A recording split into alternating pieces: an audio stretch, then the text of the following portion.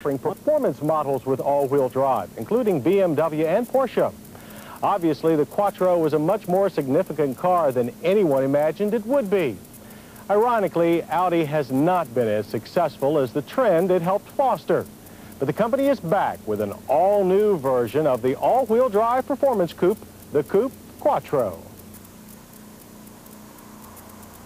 Unlike past Audi coupes to wear the name Quattro, this one has no turbocharger, no outrageous horsepower rating. That may disappoint some, but it brings the car into the mainstream, alongside Audi's more conservative four-door Quattros. But the Quattro's engine, if not as healthy as its turbocharged predecessors, is a fair notch above conservative. It's Audi's most powerful non-turbo engine available here. If you haven't already counted the intake runners, there are 5 cylinders to be fed, and they each absorb their nourishment with the help of an extra intake valve. That's right, this is a 4-valve per cylinder engine. With only 2.3 liters, horsepower is rated at 164, torque 157 pound-feet. And while we're talking about the mechanical bits, the Coupe Quattro's all-wheel drive system is different from what Audi used for so long. Power is delivered to all 4 wheels, and torque split varies automatically. The torsion center differential does the work, varying the split as much as 78 to 22% for either axle. The 3-position locking switch is gone. The only thing the driver gets to do is switch on the rear differential lock for when conditions are very slippery, and that automatically disengages when the car reaches 15 miles per hour.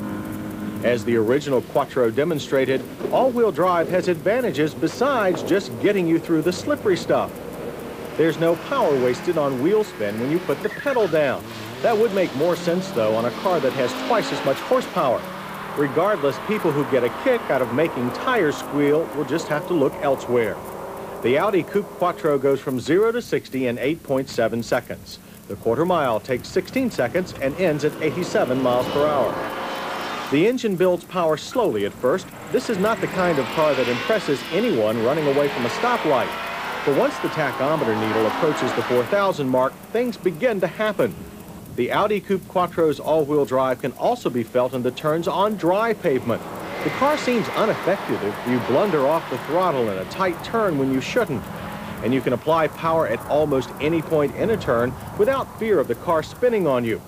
Aside from all that, the Coupe Quattro has a feel of a larger car. The steering seems lighter than we expected, the ride softer. And like other current 4-door Quattros, the Coupe has anti-lock brakes.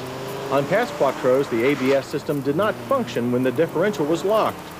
On this Quattro, the same is true, but the differential lock disengages above 15 miles per hour, so the point is almost moot.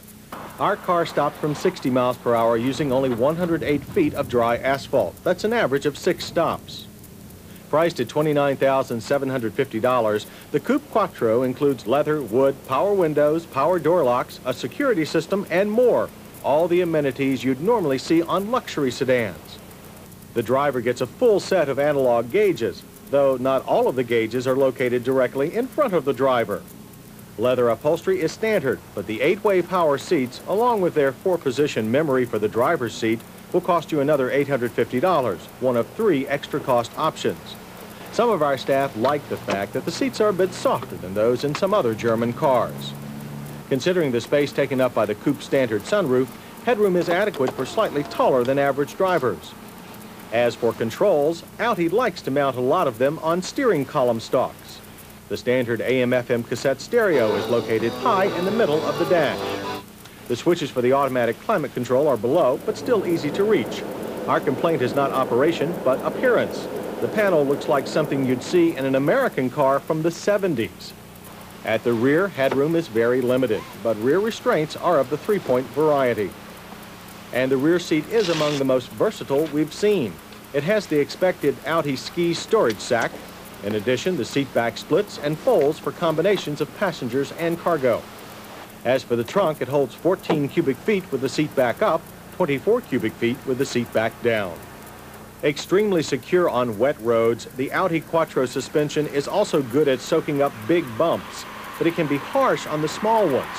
There's also quite a bit of suspension noise transmitted back through the interior. As for overall interior noise, we recorded 71 decibels at 60 miles per hour. The Audi Coupe Quattro is EPA rated at 18 city, 24 highway. Our test produced a number of 19. As for safety, the Audi Coupe passes except for a lack of an airbag for the passenger side. While our early production car didn't have one, all 1990 Coupe Quattros produced after September 1st have a driver airbag.